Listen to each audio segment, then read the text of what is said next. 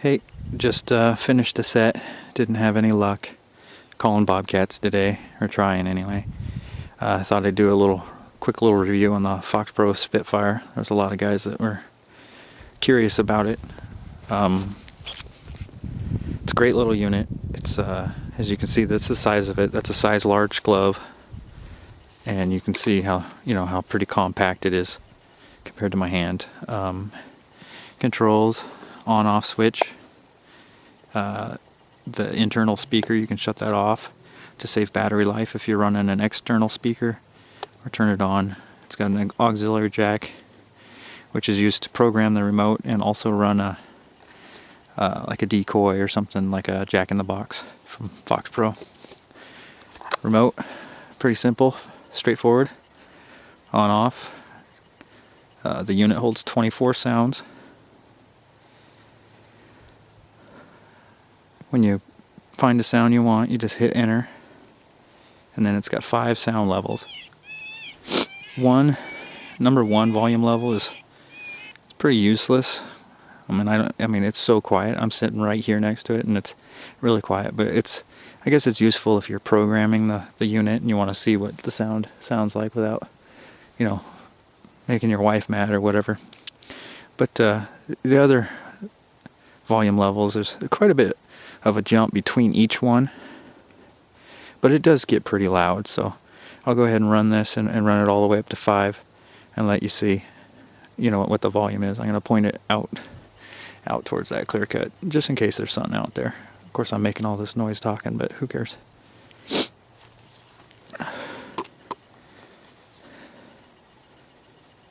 Oh, the mute button's nice. The mute button is also a pause button, so it'll start right back up where I paused it. And if you want to start the sound over again, you can just hit send again. So that'll start it back over, and then we can just run it up. So we'll start at 1, and I'll unmute it.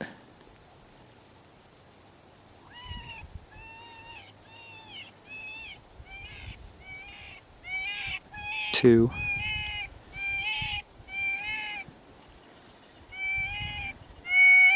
3.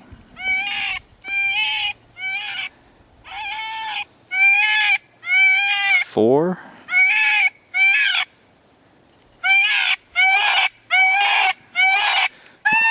5. I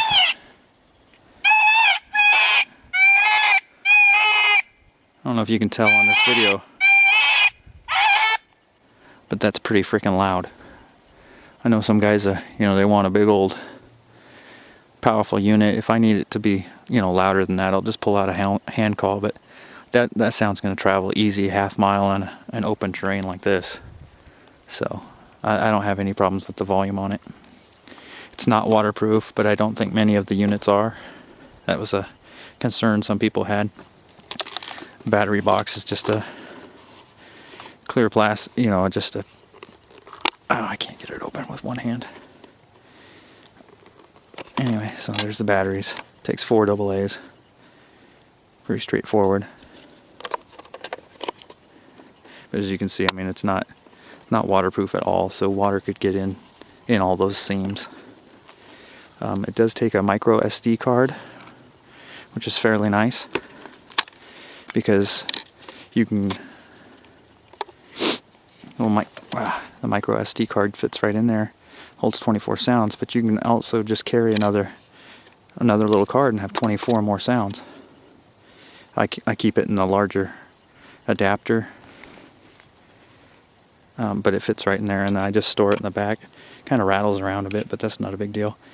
I'll pause this video and show you how to reprogram the remote, so you know how fast it is. Just change out 24. All right, this is a male-to-male stereo headphone or stereo speaker jack. An 1/8 inch, just standard. I think I got it for like $2 at Radio Shack. Wasn't expensive at all. But you'll need to get one of those to reprogram your remote. It fits right in the side. So when both units are off, you plug that in after you switched out your card. You turn on the remote, and it says turn on collar. So you turn on the collar. It's in transfer mode, so it's going to transfer all those sounds off of that little card onto your remote. It says unplug cable. Hold send. Transfer complete. It is that easy. So I have 24 more sounds. You know, if I just want to switch it up, if I'm calling or if I call coyotes in the morning and then in the afternoon I want to do some bobcat calling, I want a whole new set of sounds. I got them right there. It's not a big deal. You know, some of the more expensive callers can hold, you know, 50, 200 sounds, whatever. But I really don't, you know, 24 sounds on each little card. Cards are pretty cheap, so I really don't feel like I'm losing that much performance for, you know, for the cost savings. This unit cost me $200, so I feel like I got a pretty good deal, and it's going to work for, you know, what I need it to do. Anyway, that's my quick little review. I might leave this on the log and then walk up that road a ways and see how far I can hear it and how loud it is. All right. Remember what I said about volume level 1 being useless? I take it back. It's on volume level 1, and I'm 30 yards away from the collar. You can't really see it, it's over on the stump, and I don't know if you'll be able to pick it up on this video, but I can still hear it at 30 yards. Pretty decent, so I guess volume level 1 could have its uses. You know, if you got some little lip squeaks playing or coyote pup distress or something, you could leave it on real low. Use your hand calls if you're into that kind of thing. Alright, I'm at 30 yards. I'm gonna pump the volume up to 5 and see how loud it is. Now this is pointing straight at us, the speaker, so that's 2. That's 3. 4. And 5.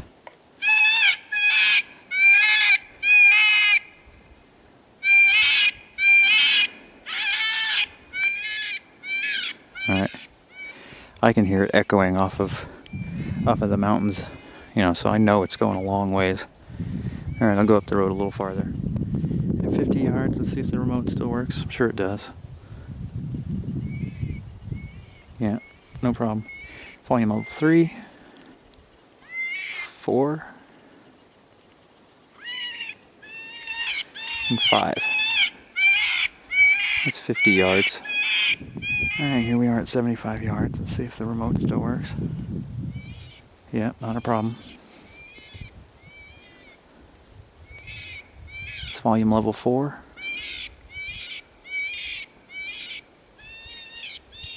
And 5.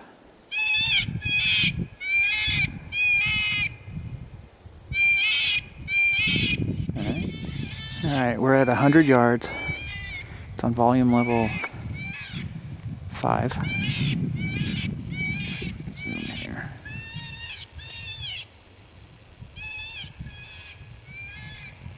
See, there's the collar on that log over there.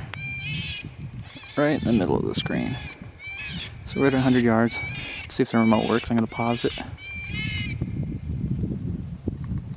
Yeah, remote works just fine at 100 yards, so I mean that's as much as I need it to do. On the west side of Washington, so all in all, I'm pretty happy with it.